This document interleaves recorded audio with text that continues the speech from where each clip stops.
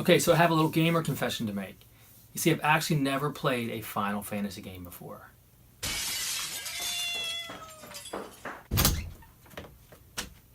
What did you just say?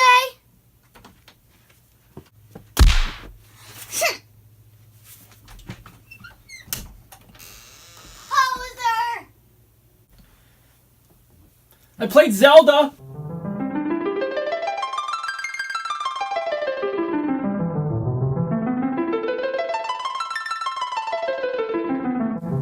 Final Fantasy II, published by Square and released for the Super Nintendo in 1991, is actually the fourth game in the series, but only the second game released in North America, hence it being titled Final Fantasy II here in the States. Forever destined as a source of confusion, most refer to this game as Final Fantasy II/4. You heard it right, I've never played a Final Fantasy game. Not only that, but I've never played a turn-based RPG or JRPG game before either. Why? There was always something about all the text boxes and the turn-based combat style that just never appealed to me. They also seemed complicated and a bit intimidating to the younger me. I wanted action. I wanted to jump into a game and hack away or blast my enemies arcade style. I didn't have the time or patience for strategy and reading. I'm more stimulated and find a lot of satisfaction in the fast-paced, button mashing of action platformers, beat-em-ups, and shoot-em-ups. But another thing I found satisfying in my latter years of gaming is trying out games and genres that I missed out on in my youth, discovering classics for the first time, and putting my childhood bias aside and allowing myself to enjoy the plethora of games that I otherwise wouldn't have played. So will my first RPG experience turn me into a die-hard fan? Will Final Fantasy II be the game that shows me what I've been missing all these years, and convince me that it is what many gamers hail a classic must-play franchise? Well, let's find out in my review of Final Fantasy II for the Super Nintendo.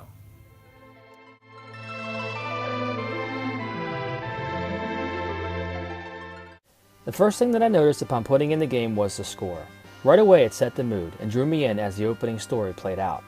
As the dialogue unfolded, I immediately noticed that I was in for a story-heavy game, and it didn't take long for me to be invested and have an interest in where the characters and story might take me. I was impressed with how, even with the somewhat primitive graphics and character design, the game somehow drew me in, giving me an affinity and adoration for the characters and their dilemmas. The dialogue is simple, but effective for conveying the depth of the many characters and story arcs that encompass the game, and I can't stress enough how much the music plays a role in this.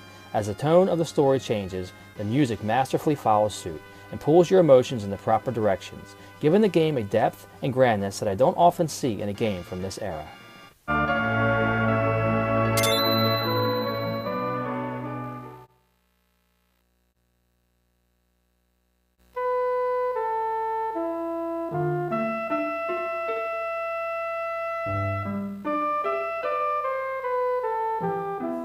Now let's talk a little more about the story.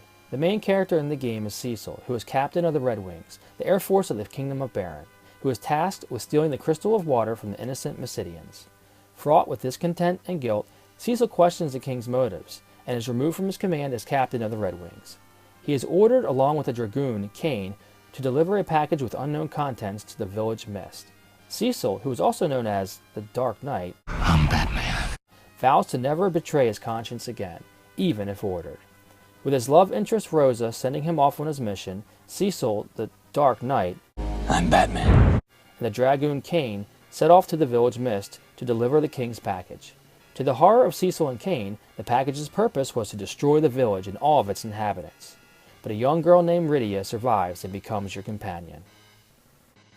From this opening drama, the story continued to twist and turn as you picked up and lost many different characters along the way, while Cecil wrestled with his purpose, trying to figure out the motives of the king. The companions that Cecil take on become an important tool for developing the story, and this is one of the game's many strengths.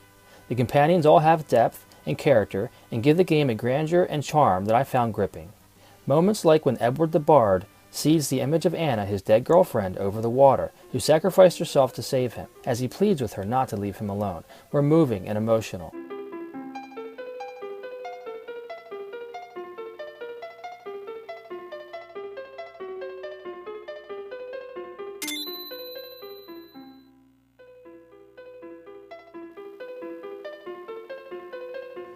Or when Palom and Param, the hilariously quirky twins, sacrifice themselves to save their friends. These story elements, though simple, were poignant, meaningful, and provided a dramatic and heartwarming experience.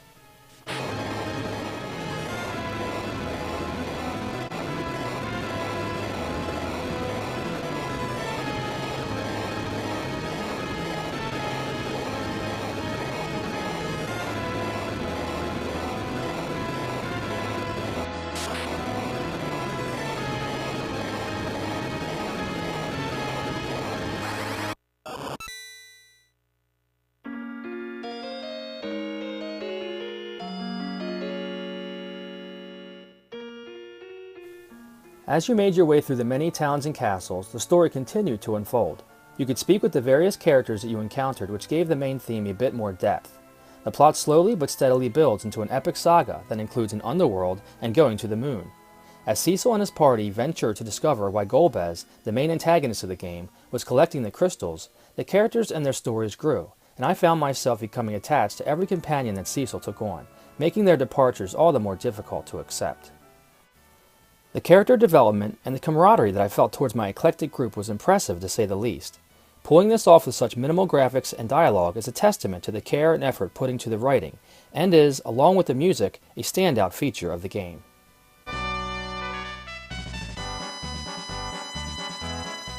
The graphics in Final Fantasy II are okay. Nothing to write home about, but effective and good enough to complement the strengths the game has in its dialogue and characters. The overworld is simple, maybe even a bit bland for a 16-bit game, but good enough to get the point across. The landscape is diverse with mountains, forests, and bodies of water, all of which weren't terrible, just not as good as maybe they could have been.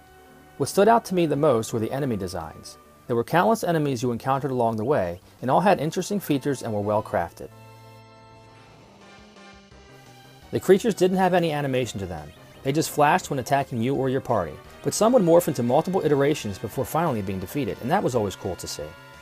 Your party, however, would step up when it was their turn to attack, slash their weapons or raise their arms when casting a spell or calling a creature to aid, and this added to the battles, giving them an energy and making them more exciting. There were also animations for the multiple forms of attacks and magic, such as attack spells, healing spells, shooting arrows, and calling monsters. These all looked fantastic, and along with the sound effects, made for some epic battles.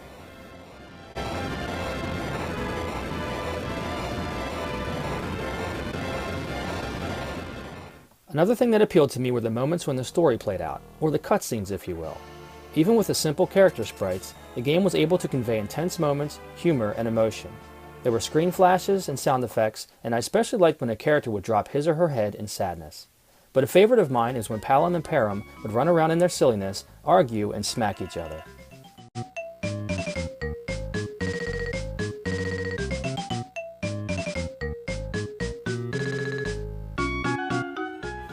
Now for the gameplay. This is the one aspect of the game that I was worried about. Would the turn-based fighting be as boring as I thought it would be? Could the endless attack options and spells compare to just slashing away with the B button? Would the strategic elements of the game be too overwhelming for my feeble mind to handle? Well, not exactly. One of the first things that annoyed me was the randomness of running into enemies.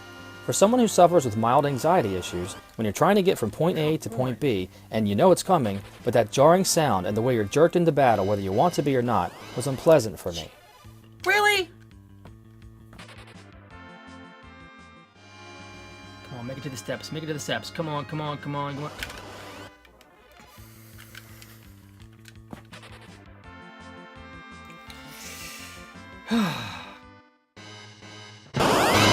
What? I remember experiencing that with The Adventure of Link as well, and I didn't like it in that game either. If you weren't interested in grinding and just wanted to get somewhere, you still had to go through the process of entering into a battle and then running away. I wish there would have been some option to bypass this, as it would have been a little less frustrating. But once in battle, that's when the fun begins. It wasn't exactly like I thought it'd be. No just pushing a button and waiting to see if I landed a blow or not. There was much more to it than that. You had to really think about how to use your party to defeat the particular enemy you were engaged with. Who attacked first? What type of attack? The formation of your party? Who would be used for healings? All these decisions played a vital role in whether or not you were victorious or not.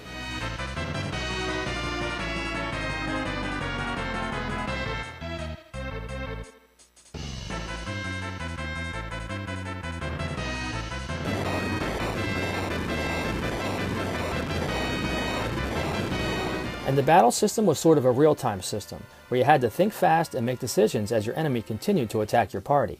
This made for very exciting and rewarding battle sequences.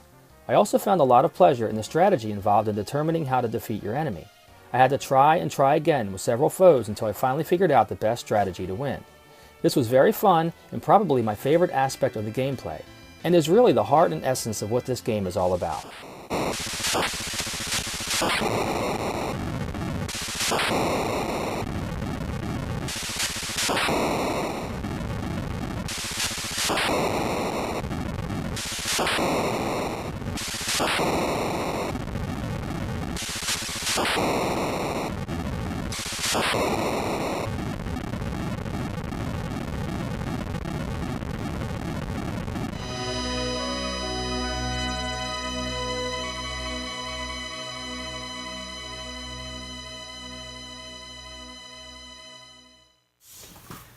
So did Final Fantasy II turn me into an avid RPG fan? Not really. I still prefer the more real-time action games, beat-em-ups, shoot-em-ups, arcade-style games, but I will say that I gained a healthy respect for JRPG games, and I can honestly say that I absolutely love playing this game. The characters, the story, and the music were enough to win me over, and at least for this particular game in the franchise, I can safely say that I am a fan of Final Fantasy. So there you have it, guys. Thank you so much for watching. I would love some feedback. In fact, I'd like some recommendations for the next game in this series that I can play that might be similar to this one. So I would appreciate that. And thanks so much for watching.